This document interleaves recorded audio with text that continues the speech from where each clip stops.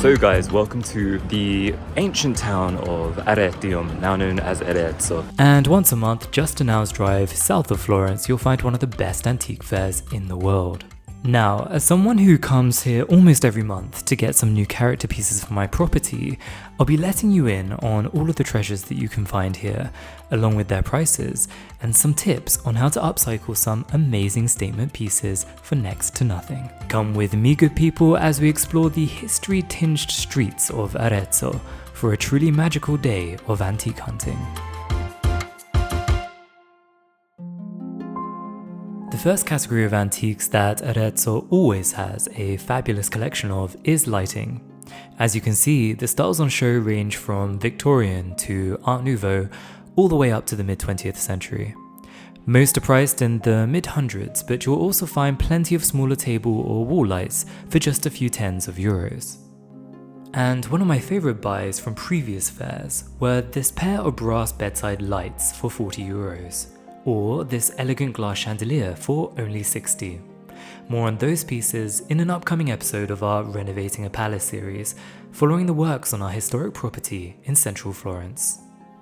Back to Arezzo, it's time to peruse one of my favourite categories of antiques, not least because they have the greatest potential for buying cheaply and adding value to them. I'm talking, of course, about furniture.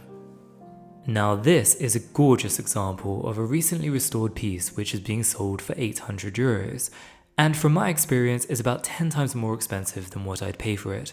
It can be sold at a premium, of course, because the sellers have very tastefully restyled it. But remembering where we are for a moment, Tuscany is absolutely awash with incredible and untouched antique furniture that can be bought for just a few euros and given the same premium treatment by yourself. And I'll be finding an amazing example of how you can do exactly that, coming up for you in just a little bit. Now, my first great find of the day is this little two-seater sofa, or divanetto, for just 160 euros. Bearing in mind that all prices are negotiable, this is a truly excellent character piece.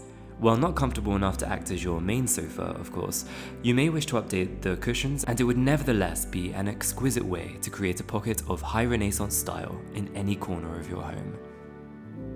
After browsing a few more oddities, an obligatory coffee pit stop, and winding the busy medieval streets, we arrive at last at the main city square. So now I'm going to take you to one of my favourite spots. Behind me is the main piazza where there's a huge selection of the highest quality antique furniture, but there's a little side sort of gateway that goes down an unassuming alleyway, and there they have some amazing pieces at much better prices. So come with me. And it was here that I came across an amazing surprise, and one of the great joys of antique hunting.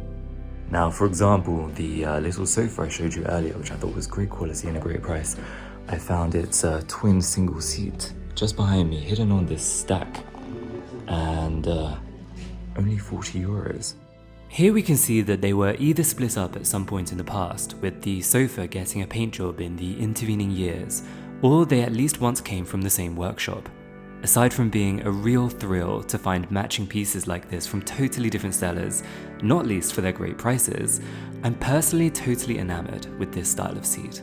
It's a particular variant of the Florentine design called the Savonarola, and to show you just how much potential there is with these pieces, here's a little sneak peek of a set that I restored in an upcoming episode of our Renovating a Palace series. We'd bought this set for around 65 euros, and with some minor wood treatment, sanding and painting, we achieved one of the finishing looks that I'm most proud of in our new home.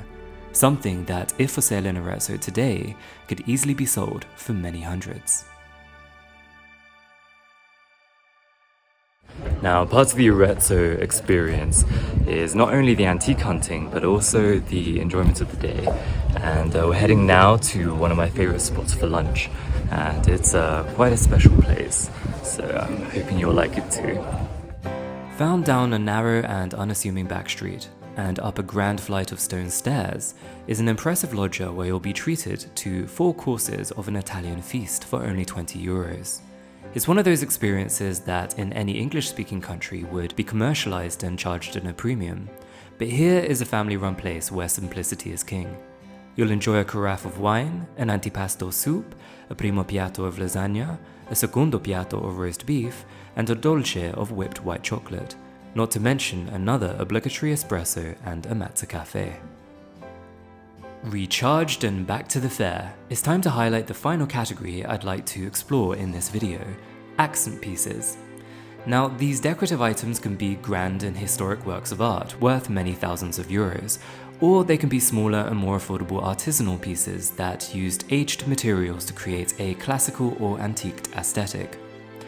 While not all in this category are authentically antique, they nevertheless honor the same conception of beauty. A great example of how these kinds of items can be used is the way that my partner Emanuele has created an emporium of curiosities inside one of his plant nurseries.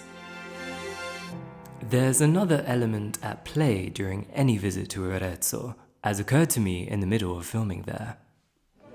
I was about to record a little information piece, but I just got caught by this architecture. Come take a look. Something that needs no commentary since it speaks so beautifully for itself.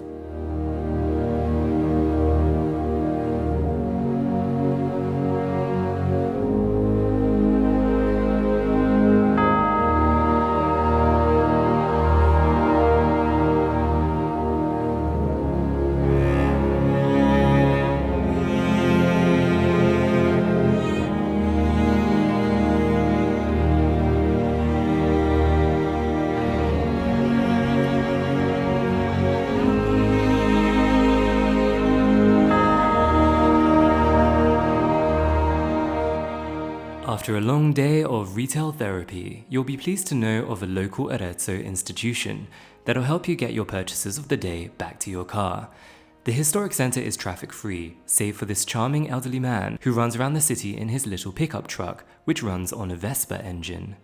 He's previously saved us having to carry a big haul of furniture to the parking area with his service, which is already a good 20-minute journey away by foot, even when unencumbered. It's just another one of those Italian experiences that makes a trip to Arezzo so immersive.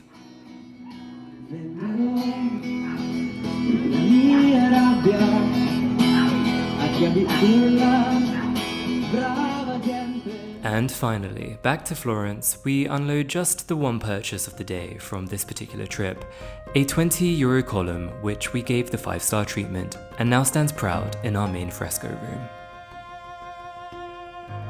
If you enjoyed our trip to Arezzo today, please consider subscribing, commenting, and sharing. It helps immensely with me being able to reach a wider audience. But for now, goodbye from Tuscany, home to the world's greatest antique hunt.